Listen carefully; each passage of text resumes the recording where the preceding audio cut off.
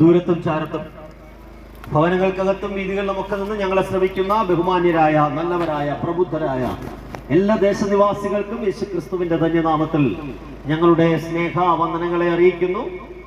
പ്രശാന്ത സുന്ദരമായ ഈ ഗ്രാമപ്രദേശത്ത് ഒരു പ്രാവശ്യം കൂടി ക്രിസ്തുവിന്റെ സനാതനമായ സത്യസുവിശേഷത്തിന്റെ വിളംബരം അറിയിപ്പാൻ ഞങ്ങൾ ആഗ്രഹിക്കുകയാണ്.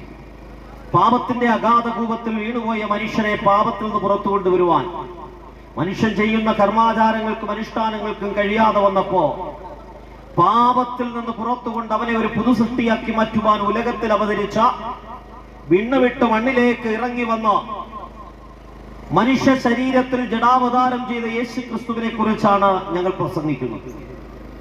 ഞങ്ങളുടെ പ്രസംഗം ഒരു മതപ്രസംഗമല്ല, രാഷ്ട്രീയമല്ല, സാംസ്കാരിക പ്രസംഗമല്ല, മറിച്ച് മനുഷ്യന്റെ ആത്മരക്ഷയെ സംബന്ധിച്ച സന്ദേശമാണ് ഈ സമയത്ത് ഞങ്ങൾ നിങ്ങളോട് കൈമാറുന്നത്. എത്രയോ പ്രസംഗങ്ങൾ നിങ്ങൾ കേട്ടിട്ടുണ്ട്, എത്രയോ പ്രസംഗങ്ങൾക്ക് ഈ ഗ്രാമവും സാക്ഷ്യം വഹിച്ചിട്ടുണ്ട്. എന്നാൽ മനുഷ്യ ജീവിതത്തെ മാറ്റിമറിക്കുന്ന, മനുഷ്യ ജീവിതത്തിന് ആത്മീയ ഉത്തേജനം നൽകുന്ന, അവൻ ആത്മീയ ജീവൻ നൽകുന്ന, നിത്യരക്ഷ നൽകുന്ന ഒരേ ഒരു സന്ദേശം സത്യ സുവിശേഷമാണ്. സത്യസുവിശേഷത്തിന് മാത്രമാണ് ഒരു മനുഷ്യനെ രൂപാന്തരപ്പെടുത്താൻ കഴിയുന്നത്. സത്യസുവിശേഷത്തിന് മാത്രമാണ് ഒരു മനുഷ്യന്റെ അകത്ത് പ്രത്യാശ നൽകാൻ കഴിയുന്നത്. സത്യസുവിശേഷത്തിന് മാത്രമാണ് ഒരു മനുഷ്യനെ നിത്യതയിലെത്തിക്കാൻ കഴിയുന്നത്. അതുകൊണ്ട് ഞങ്ങളുടെ ഈ സന്ദേശത്തെ നിങ്ങൾ തള്ളിക്കളയാതെ ശ്രദ്ധിക്കണമേ എന്ന് ഞങ്ങൾ നിങ്ങളോട് അഭ്യർത്ഥിക്കുകയാണ്. എല്ലാ മനുഷ്യനും ആഗ്രഹിക്കുന്നു സന്തോഷത്തോടെ ജീവിക്കണം, സമാധാനത്തോടെ ജീവിക്കണമെന്ന്. കുടുംബത്തിൽ സമാധാനം ആഗ്രഹിക്കാത്ത ആരുമില്ല. സന്തോഷത്തോടെ കുടുംബത്തിനകത്ത് ജീവിക്കണമെന്ന് ആഗ്രഹിക്കുന്നവരാണ് മിക്കവാറും എല്ലാ മനുഷ്യരും. എല്ലാ മനുഷ്യന്റെയും അകത്ത് നന്മയുണ്ട്. എല്ലാ മനുഷ്യനും നന്മ ചെയ്ത് ജീവിക്കണമെന്നാണ് ആഗ്രഹിക്കുന്നത്. പക്ഷേ നന്മ ചെയ്യണമെന്ന് ആഗ്രഹിച്ചിട്ടും നന്മ ചെയ്യാൻ കഴിയാതെ അവനെ തിന്മയിലേക്ക് വലിച്ചു കൊണ്ടുപോകുന്ന, എത്ര ആഗ്രഹിച്ചാലും ഇച്ഛിക്കുന്ന നന്മ ചെയ്യാൻ കഴിയാതെ അവനെ തകർത്ത് കളയുന്ന ഒരു പ്രതിഭാസം മനുഷ്യന്റെ അകത്തുണ്ട് എന്ന് വിശുദ്ധ ബൈബിൾ പറയുന്നു. അത് ഒരു അവയവമോ അല്ലെങ്കിൽ മറ്റൊരു വസ്തുവോ ഒന്നുമല്ല. ഒരു വൈദ്യശാസ്ത്രത്തിനും കണ്ടെത്താൻ കഴിയാതെ വണ്ണം മനുഷ്യന്റെ അകത്ത് രൂഢമൂലമായി നിൽക്കുന്ന ഒരു പ്രതിഭാസമുണ്ട്. നന്മ ചെയ്യാൻ മനുഷ്യന് കഴിയാതെ വണ്ണം മനുഷ്യനെ തിന്മയിലേക്ക് വലിച്ചെടുപ്പിക്കുന്ന ഒരു പ്രതിഭാസം. ആ പ്രതിഭാസത്തിന്റെ പേരാണ് പാപം എന്ന് പറയുന്നത്. എന്താണ് പാപം? പാപത്തിന് ഒരുപാട് നിർവചനങ്ങളുണ്ട്. പാപം അധർമ്മമാണെന്നും അനീതിയാണെന്നും അക്രമമാണെന്നും അതിക്രമമാണെന്നും ഒക്കെ പറയുന്ന ഒരുപാട് നിർവചനമുണ്ടെങ്കിലും വിശുദ്ധ വേദപുസ്തകത്തിന്റെ അടിസ്ഥാനത്തിൽ ഞങ്ങൾ വിളിച്ചു പറയട്ടെ, പാപം എന്ന് പറയുന്നത് ദൈവത്തിൽ നിന്നൊരു മനുഷ്യൻ അകന്നു പോകുന്ന അവസ്ഥയാണ് പാപം. ദൈവത്തോട് ബന്ധമില്ലാത്ത അവസ്ഥയാണ് പാപം. മനുഷ്യനെ ദൈവം സൃഷ്ടിച്ചത് വിശുദ്ധനായിട്ടാണ് സൃഷ്ടിച്ചത്. ദൈവത്തിന്റെ വിശുദ്ധിയിലും ദൈവത്തിന്റെ തേജസ്സിലും ദൈവത്തിന്റെ നന്മയിലും ദൈവത്തിന്റെ സ്നേഹത്തിന്റെ നിറകുടത്തിലാണ് മനുഷ്യനെ സൃഷ്ടിച്ചത്. എന്നാൽ മനുഷ്യൻ ദൈവത്തോടുള്ള കൂട്ടായ്മയിൽ നിൽക്കണമെന്ന് ദൈവം ആഗ്രഹിക്കുകയും ചെയ്തു. ദൈവത്തോടുള്ള കൂട്ടായ്മയിലും ബന്ധത്തിലും ദൈവത്തോടുള്ള സഹിത്വത്തിലും മനുഷ്യൻ വസിക്കണമെന്നുള്ളതായിരുന്നു ദൈവത്തിന്റെ ആഗ്രഹം. എന്നാൽ മനുഷ്യൻ എന്ത് ചെയ്തെന്നറിയാമോ? ദൈവത്തോടുള്ള ബന്ധം നഷ്ടപ്പെടുത്തി. ദൈവത്തോടുള്ള ബന്ധം നഷ്ടപ്പെടുത്തി അവന്റെ സ്വന്തം ഇഷ്ടത്തിലും സ്വന്തം താല്പര്യത്തിലും സ്വന്തം ആഗ്രഹത്തിലുമൊക്കെ അവൻ ജീവിക്കാൻ തുടങ്ങി. നന്മയും തിന്മയും ഒക്കെ സ്വന്തം ഇഷ്ടപ്രകാരം തിരിച്ചറിയുവാനുള്ള ശ്രമം നടത്തി ദൈവത്തോടുള്ള ബന്ധം നഷ്ടപ്പെടുത്തി അവൻ പുറകോട്ടുപോയി. അതാണ് പാപം എന്ന് പറയുന്നത്. അങ്ങനെ ദൈവത്തോടുള്ള ബന്ധം നഷ്ടപ്പെട്ട അവസ്ഥയാണ് പാപം. അതുകൊണ്ട് ആദിമ മനുഷ്യൻ പാപം ചെയ്ത കാലം മുതൽ ഈ ഭൂമിയിൽ ജനിക്കുന്ന സകല മനുഷ്യനും പാപത്തോടെ ജനിക്കുന്നുവെന്ന വേദപുസ്തകം പറയുന്നത്. ഒരു മനുഷ്യൻ പോലും ഇവിടെ നീതിമാനായി ജനിക്കുന്നില്ല. സകല മനുഷ്യനും പാപത്തോടെയാ ജനിക്കുന്നത്. പാപമില്ലാത്ത ഒരു മനുഷ്യരെയും ഉലകത്ത് കാണാൻ കഴിയില്ല. ഇന്ന് അമേരിക്കയിൽ ചെന്നാലും ഇംഗ്ലണ്ടിൽ ചെന്നാലും സൗദി അറേബ്യയിൽ ചെന്നാലും ഇന്ന് ഇന്ത്യ രാജ്യത്തായാലും ബംഗാളിലായാലും കേരളത്തിലായാലും ഏത് ജാതി മതവിഭാഗത്തിൽപ്പെട്ട വ്യക്തിയായാലും അവന്റെ അകത്ത് പാപം വസിക്കുകയാണ്. അവന്റെ അകത്ത് തിന്മ കുടികൊള്ളുകയാണ്. പലപ്പോഴും അത് പ്രവൃത്തിയിലൂടെ പുറത്തു വന്നില്ലെങ്കിലും അവന്റെ ചിന്തകൾക്കകത്ത് തിന്മ വ്യാപരിച്ചു കൊണ്ടിരിക്കുകയാണ്. എന്നെ കേൾക്കുന്ന ആർക്കും പറയാൻ കഴിയില്ല, എന്റെ ജീവിതത്തിൽ ഇന്ന് വരെ ഒരു തിന്മ പോലും ഞാൻ ചിന്തിച്ചിട്ടില്ലെന്ന് പറയാൻ കഴിയുന്ന ഒരു മനുഷ്യനും ഇവിടെ എങ്ങുമില്ല. കാരണം എന്താണ്? മനുഷ്യന്റെ അകത്ത് നന്മയില്ലെന്നേ. മനുഷ്യൻ തിന്മ ചെയ്ത് ഈ തിന്മയ്ക്കകത്ത് വസിക്കുന്നവനാ. അവൻ തിന്മയിലേക്ക് അവനെ ഇങ്ങനെ വലിച്ചെടുത്തു കൊണ്ടുപോകുന്ന പാപം അവന്റെ അകത്ത് നിലനിൽക്കുകയാണ്. അതുകൊണ്ട് പാപം മനുഷ്യനെ തകർത്തു കളയുകയാണ്.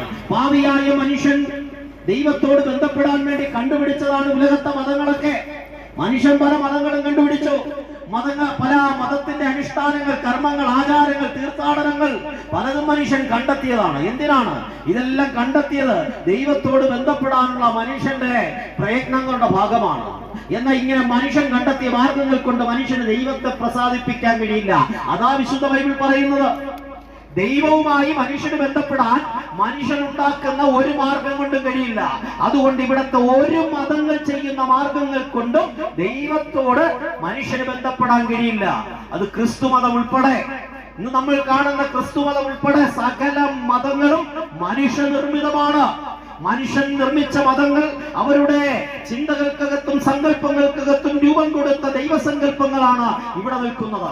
എന്നാൽ വിശുദ്ധ വേദപുസ്തകം നമ്മെ പഠിപ്പിക്കുന്ന സത്യദൈവത്തെ കുറിച്ച് ഒന്ന് രണ്ട് കാര്യങ്ങൾ നിങ്ങളോട് വിളിച്ചു പറയുവാൻ ഞങ്ങൾ ആഗ്രഹിക്കുകയാണ്. മുഖപക്ഷമില്ലാത്തൊരു ദൈവമാണ് സത്യദൈവം. ആ ദൈവം സ്വർഗീയ പിതാവായ ദൈവം, ആ ദൈവത്തിന് മുഖപക്ഷമില്ലെന്നേ.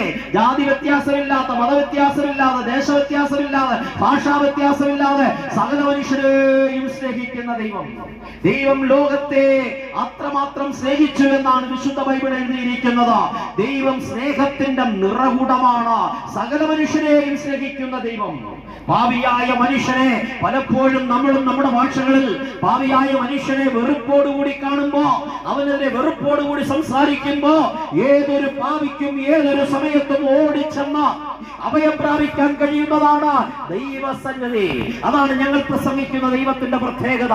ഞങ്ങൾ പ്രസംഗിക്കുന്ന സത്യവേദ പുസ്തകം വെളിപ്പെടുത്തുന്ന ദൈവത്തിന്റെ പ്രത്യേകത എന്താണെന്ന് ചോദിച്ചാൽ, ദൈവം പാപിയെ സ്നേഹിക്കുന്ന ദൈവമാണ്.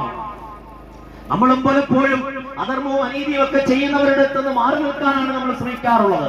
പലപ്പോഴും അവരെയൊക്കെ അകറ്റി നിർത്താനാണ് ശ്രമിക്കാറുള്ളത്. സോഷ്യൽ മീഡിയയുടെ ആയാലും നമ്മുടെ സംസാരങ്ങളുടെ ആയാലും അവർക്കെതിരെയൊക്കെ എപ്പോഴും നമ്മൾ സംസാരിച്ചു കൊണ്ടിരിക്കുന്നവരാണ്. എന്നാൽ ദൈവം ആരാണെന്നറിയാമോ? പാപത്തെ വെറുക്കുമ്പോ പാപിയെ സ്നേഹിക്കുന്നവനാണ് ഞങ്ങൾ പ്രസംഗിക്കുന്ന ദൈവം.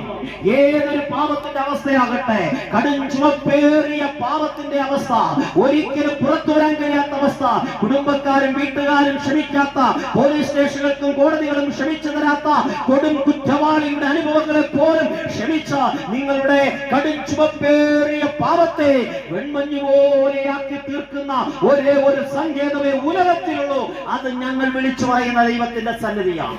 മനുഷ്യനെ അത്രമാത്രം സ്നേഹിച്ചതുകൊണ്ട് തന്നിൽ വിശ്വസിക്കുന്ന, തന്റെ ഏകജാതനായ പുത്രനിൽ വിശ്വസിക്കുന്ന ഒരുവരും നശിച്ചു പോകാതെ നിത്യജീവൻ പ്രാപിക്കേണ്ടതിനാ യേശു ക്രിസ്തുവിനെ ഈ ലോകത്തിൽ നൽകുവാൻ ദൈവത്തിന് അത്രമാത്രം സ്നേഹം നമ്മോടുണ്ടായി. ഈ പ്രദേശവാസികളെയും ദൈവം സ്നേഹിക്കുന്നു. അത്രത്തോളം ദൈവം സ്നേഹിക്കുന്നു. ഒരു നന്മയും വസിക്കാത്ത, ഒരു പ്രയോജനമില്ലാത്ത, പാപിയായ, ബലഹീനരായ, പ്രയോജനമില്ലാത്ത നമ്മളെ സ്നേഹിച്ച് നമ്മളെ പാപത്തിൽ നിന്ന് പുറത്തു കൊണ്ടുവരുവാൻ സ്വർഗം വിട്ട് ഈ താണഭൂമിയിൽ ജഡാവതാരം ചെയ്ത യേശു ക്രിസ്തുവിനെ ഞങ്ങൾ ഉയർത്തുകയാണ്.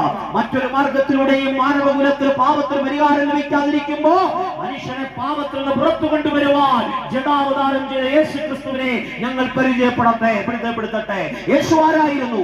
യേശു സമ്പൂർണ്ണ ദൈവമായിരുന്നു.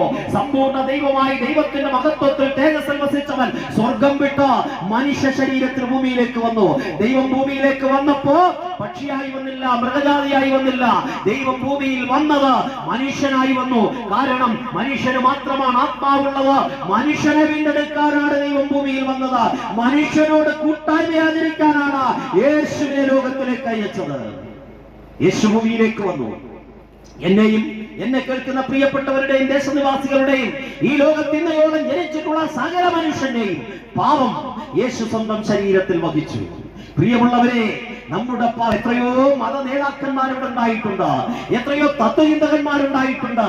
എന്നാൽ ആരും നമ്മുടെ പാപം ഏറ്റെടുത്ത നമുക്ക് പകരക്കാരനായി പാപത്തിന്റെ ശിക്ഷയേൽക്കാൻ തയ്യാറാകാതിരിക്കുമ്പോ, എനിക്ക് പകരക്കാരനായി, എന്നെ കേൾക്കുന്ന പ്രിയപ്പെട്ടവർക്ക് പകരക്കാരനായി സകല പാപത്തിന്റെ ശിക്ഷയും സ്വന്തം ശരീരത്തിൽ ഏറ്റുവാങ്ങിക്കൊണ്ട് എനിക്ക് പകരക്കാരനായി കാൽവരിയുടെ ക്രൂശിൽ മരണത്തിലൂടെ കടന്നുപോയ ഒരുവനാ ഞങ്ങൾ പ്രസംഗിക്കുന്ന യേശു ക്രിസ്തു. ദൈവത്തിന് മരണമില്ല.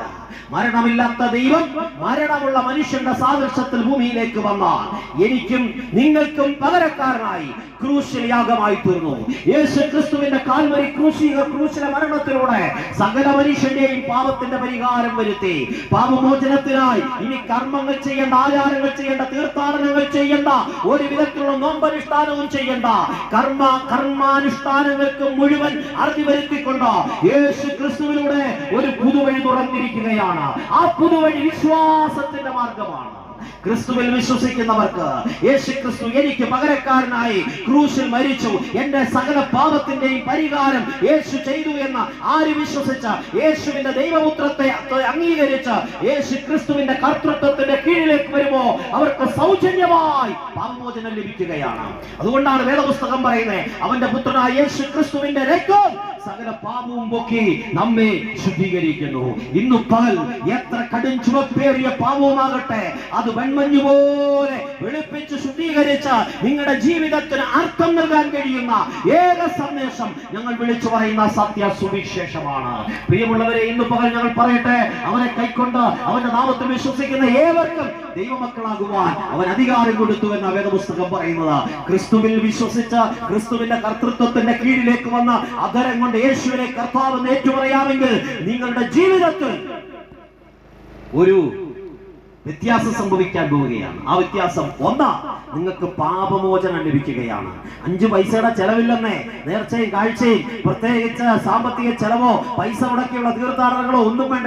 ഇരിപ്പിലിരുന്നു കൊണ്ട് ഞാൻ പാപിയാണ്, എനിക്ക് ദൈവത്തോട് ബന്ധമില്ല, എന്നെ ദൈവത്തോടൊന്ന് ബന്ധപ്പെടുത്തണമേ, എന്റെ പാപത്തിന് പരിഹാരം തരണമേ എന്ന് യേശുവിനോട് ഒരു വാക്ക് പ്രാർത്ഥിക്കുന്നവർക്ക് സൗജന്യമായി പാപമോചനം ലഭിക്കുകയാണ്. സൗജന്യമായി പാപമോചനം മാത്രമല്ല, സൗജന്യമായി വീണ്ടെടുപ്പ് ലഭ്യമാവുകയാണ്. നമ്മളൊക്കെ പാപത്തിന്റെ അടിമയാണ്. പാപത്തിന്റെ അടിമയായി പാപത്തിന്റെ അഗാധ കൂപത്തിൽ കിടക്കുന്ന മനുഷ്യന് സ്വയം പുറത്തു വരാൻ കഴിയാതിരിക്കുമ്പോ സ്വന്തം രക്തം നമുക്ക് വേണ്ടി വിലയായി നൽകി, നമ്മെ വിലയ്ക്ക് വാങ്ങി വീണ്ടെടുപ്പ് സാധ്യമാക്കി യേശു ക്രിസ്തു. പിന്നെയും പറയട്ടെ, യേശു ക്രിസ്തുവിൽ വിശ്വസിക്കുന്നവർക്ക് പുത്രത്വമുണ്ട്. അവനെ കൈക്കൊണ്ട് അവന്റെ നാമത്തിൽ വിശ്വസിക്കുന്നവർക്ക് ദൈവമക്കളായി മാറാൻ കഴിയും. അതിന് പ്രത്യേകിച്ച് നിങ്ങൾ വില കൊടുക്കണ്ട, പ്രത്യേകിച്ച് കർമ്മങ്ങൾ ചെയ്യണ്ട. ഇരിക്കുന്ന ഇരിപ്പിൽ നിന്നുകൊണ്ട് ക്രിസ്തുവിൽ വിശ്വസിച്ച ക്രിസ്തുവിന്റെ കർത്തൃത്വത്തിന്റെ കീഴിലേക്ക് വരികയാണെങ്കിൽ നിങ്ങൾക്ക് ദൈവപുത്രത്വത്തിന്റെ അവകാശത്തിലേക്ക് വരാൻ കഴിയും. ദൈവപുത്രത്വത്തിന്റെ അവകാശത്തിലേക്ക് വരുമ്പോ നിങ്ങളുടെ ജീവിതത്തിൽ ദൈവഭവനത്തിൽ അംഗമായി മാറുകയാണ്, ദൈവിക കുടുംബത്തിൽ അംഗമായി മാറുകയാണ്. ഏത് സമയത്തും ദൈവസന്നിധിയിൽ പോയി പ്രാർത്ഥിപ്പാൻ കഴിയും. ഇരിക്കുന്ന ഇരിപ്പിൽ, ഇരിക്കുന്ന ഇടത്ത് നിങ്ങൾക്ക് ദൈവ സാന്നിധ്യം അനുഭവിക്കാൻ കഴിയും. ദൈവത്തെ തേടി ഒരുപാടിടത്ത് പോണ്ട, ഒരുപാടിടത്ത് അലയണ്ട, ഒരുപാട് ആരാധനാലയങ്ങൾ കയറി നടക്കണ്ട. ഇരിക്കുന്ന ഇരിപ്പിലിരുന്നു കൊണ്ട് യേശുവിൽ വിശ്വസിച്ചാൽ യേശു ക്രിസ്തുവിലൂടെ ഏത് സമയത്തും കൃപാസനത്തിനടുത്തേക്ക് ചെന്ന ദൈവ സാന്നിധ്യം നിങ്ങൾക്ക് അനുഭവിക്കാൻ കഴിയും. പ്രിയമുള്ളവരെ, ക്രിസ്തുവിൽ വിശ്വസിച്ച ഈ രക്ഷ പ്രാപിക്കുന്നവർക്ക് സൗജന്യമായി ദൈവത്തിന്റെ ആത്മാവിനെ, പരിശുദ്ധാത്മാവിനെ നൽകുകയാണ്. ദൈവത്തിന്റെ ആത്മാവ് നമ്മുടെ മേൽ വരുമ്പോ ഇന്നുവരെയുള്ള പാപ പ്രകൃതത്തെ പരാജയപ്പെടുത്തി ജീവിക്കാൻ കഴിയും.